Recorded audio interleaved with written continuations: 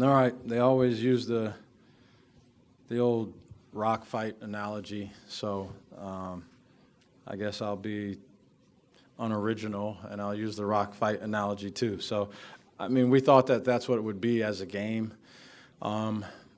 just a game where there's a premium on points and trying to score. And so it was. They do a good job. They're aggressive defensively. They force a lot of turnovers. We turned it over in some situations. I think we were trying to do more than what the situation called for, but they did. They forced a lot of turnovers. They scored 21 points off of those turnovers. I don't know how many were directly off of the turnover, but enough, I'll tell you that. So credit to them for that. We had the bulk of our turnovers came from two guys who are out there on the floor a lot, and the ball's in their hands a lot, and we ask them to make a lot of decisions and do a lot of things for us and defend a lot of different players. And so those guys didn't have a great day in terms of handling the ball and not turning the ball over. So you combine that with 12 points off of offensive rebounds, a 7 for 14 performance from the free throw line, a myriad of situations where we were around the basket and didn't finish or had good open shots and didn't make those or didn't take a couple of them.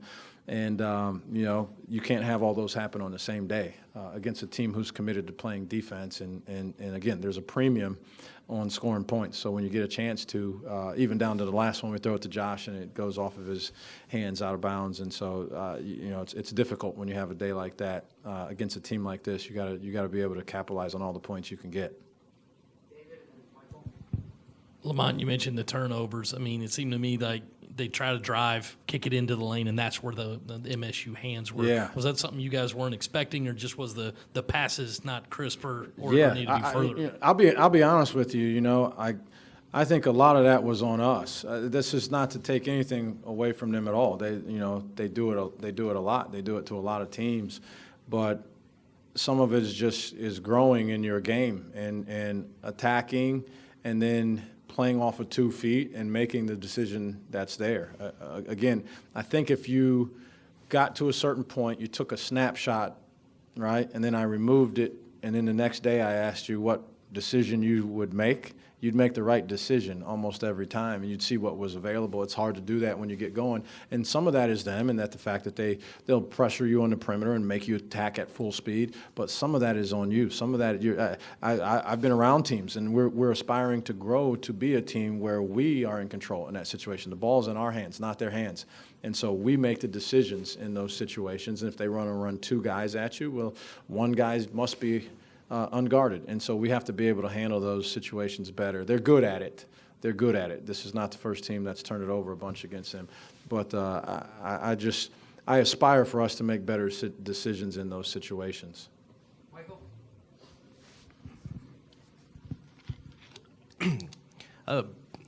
Going through this stretch of adversity, how have you seen your players, I guess, handle it in terms of, mentally, emotions, things like that? And how has it been managing that, trying to get guys motivated, with the losses? Yeah, it's hard. It's very difficult. I think it's probably more difficult now than ever, just because, it's an emotional group, these kids that are of college age. And any of you that are around them on a consistent basis or are the parent of them or uncle of them or aunt or whatever it is, that. And so it's difficult. It's always been difficult when you go through a stretch, but I think it's even more difficult now. So I think our spirits have been pretty good overall relative to that, right? Because you have to move forward. You have to get ready for the next game. You have to try to improve. And the only way you're going to do it is if you have a positive attitude, if you're going to go into something and accept the work and try to get better. Otherwise, you're just the same guy and you hope you play better, or the same team and you hope you just play better in one game. But it's a challenge. We're constantly talking about it, constantly trying to put things into perspective in a way that it makes sense to them. And talk about the next move and the next step and the horizon and what the future is. The future is short. It's tomorrow. It's in a couple days. It's the next game. but we're constantly trying to focus on that in a way that we can inspire guys to continue to work hard and come out and have a lot of energy and a lot of juice when they play the basketball game. Every day is a new day. Like every hole is a new hole, like I said in the other golf analogy. And so if you're hanging your head because you had a triple bogey or 3 bogeys in a row, the chances of you birdieing the next are relied upon. That it's luck only, maybe, right? If you're not in the right headspace, but if you take all the factors into account, you make a good, solid decision, you plan on hitting a good shot, you concentrate the way that you're capable of, your chances go up of having a par or a birdie on that next hole. Don't get too many birdies, but yeah, that's the mentality that I think you have to have in order to persevere through some pretty trying times. About 2 questions. Chico only played 2 minutes in the second half. Was it injury or coach's decision? Yeah, no, that was injury. He's had some tendonitis flare up, a little tendonitis flare up. So he practiced really well one of the 2 days, and another day he was in and out a little bit. But so we rested it and continued to treat it, and he was able to try to play, and then flared up again while he was out there. So he just wasn't able to move in a way that he was going to be able to be effective. So, that was due to that. And you've mentioned in the past building here and looking towards the future. How do you balance the games? I know you want to win every single one, but how do you balance the results game by game versus the big picture? Is that hard to do, and have you seen progress in these last 3 or 4 games? Yeah, that's a great question. I don't always say that, but that is a really insightful question, and it's one that it's a balancing act. It is, because you have to win games. Your job is to win games, and so you have to prepare to win. You have to put the guys in the best position to win. You have to make substitutions in a way that's going to allow us to have the best chance to win. This guy's playing well. This one's not. This guy's got good energy. That one doesn't. This one's defending well today. This one's not. You've got to continually do that, but at the same time, you have to. That's why there's moments even during those games where I'll still call timeouts, or I'll still make sure we get the matchup. So we're still going to press, even though people might think the game is out of reach, right? It's a mentality that you're developing. It's a way of going about your business that you're developing. It's a culture that you're trying to develop, and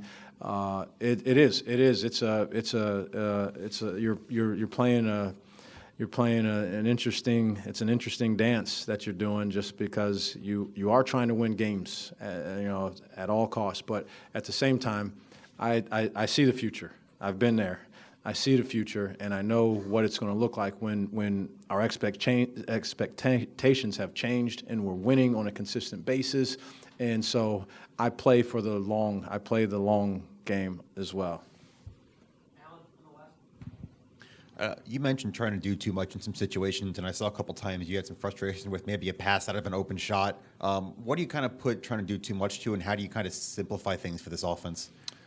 Yeah, I mean, that's a couple of different questions in there. There's simplifying, so there's less decisions. That's one thing, and then there's doing too much, which is when I say doing too much, it's okay. A circumstance has presented itself, and here's what the normal thing I should do. I probably should attack. The help comes. I need to kick. But instead, I'm going to dribble 3 more times. So that's really just an individual decision that a guy makes, and we need to make that decision less. And we've had some games where we did make it less. I think frustration goes into that. When's the last time I shot might go into that, play into that. But then we've also simplified some things just so that you're less likely to get in that situation. We have everyone's on the same page. It's a little methodical at times, and that's a good thing for us at times, just to have some continuity, and everyone knows how to settle ourselves down, because we still do try to hit grand slams with no one on base sometimes. That's not possible. And so we still have to continue to learn that it's one basket, 1 point at a time.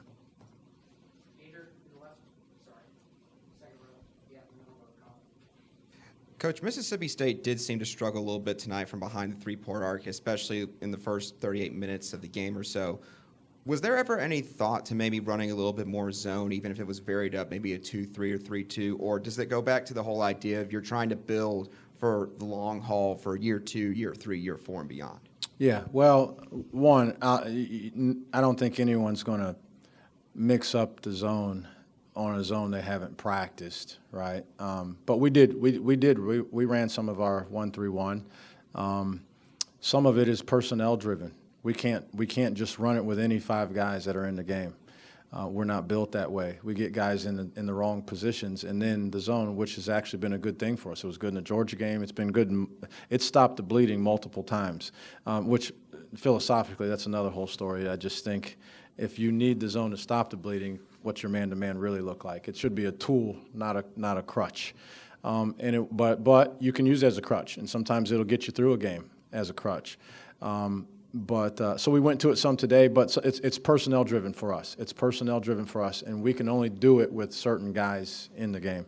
Like we only really run it with Zach at the top, and it just there were some other things that affected how many minutes a guy's playing, or what he's doing, or how locked in he is, and so we couldn't do it quite as much. But I also do. You got to learn to get your bread and butter. And if you're Jim Boeheim, your bread and butter is a 2-3 zone, and I'm sure that's all they practice.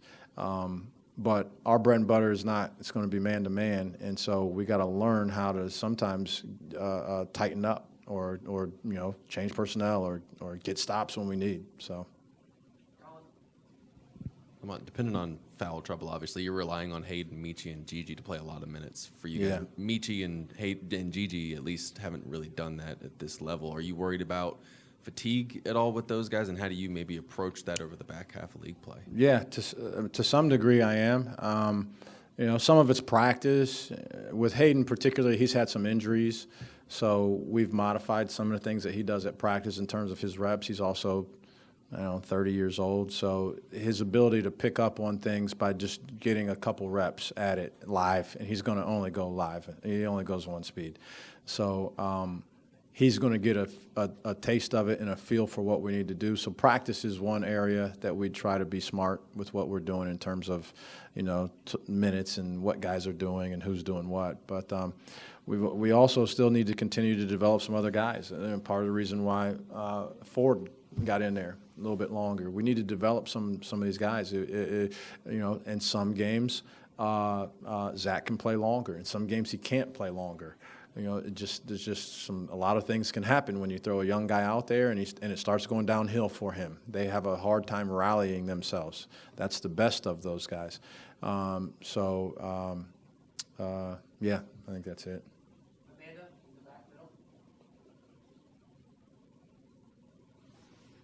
Coach, you kind of just touched on it, and you also talked about how the players are handling adversity, but we're seeing, raw emotion out there, frustration, players getting upset, verbally yelling. I guess kind of how do you help them digest that frustration and overcome it, or is that something kind of like you touched on that they are supposed to do on their own? Well, during the game, there's a lot of emotions. Frustration should not be one of them. That you have to process and manage frustration. That was always a phrase one of my friends always used to say, frustration sets in, an athlete's worst enemy, which I agree. I think it's an athlete's worst enemy is frustration. Fatigue's bad. There's a lot of frustration is an athlete's worst enemy to me. And so guys have to manage frustration. There shouldn't be a lot of reasons for frustration other than maybe you don't play well. Okay, well then you have to put the team above yourself, right? Like, would you be willing to play poorly and have the team win by 20 every single game? Hopefully the answer is yes. So that's one way I can alleviate that frustration. Frustration on whatever it is, you have to manage the frustration. So we talk to guys about managing frustration and managing your emotions in general. I don't think excitement. It's hard to handle. It's hard to handle adversity. Oh, it's just as hard, if not harder, to handle prosperity. On a consistent basis. It is for young, especially for inexperienced people. It's very difficult to handle prosperity, and so we're constantly talking about emotions and managing your emotions, and like I said, the ability to continue to improve and work on your game because you're in a good headspace from an emotional standpoint. Appreciate it, Coach. Thanks.